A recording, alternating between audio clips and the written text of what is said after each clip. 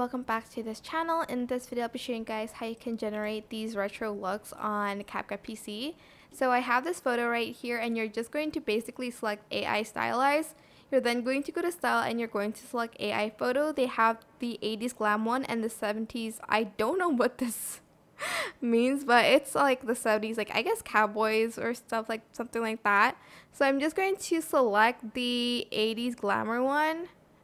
This takes a long time. I think I'm just gonna change the photo because maybe the lighting isn't great.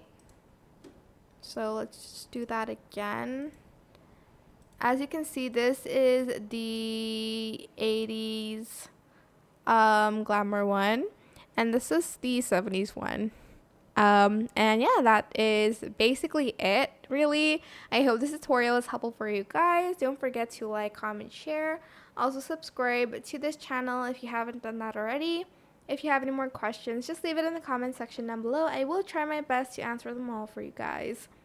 And if you find this video helpful, please click the thanks button above the description box down below. That is it for this video. Thank you so much for watching. Bye.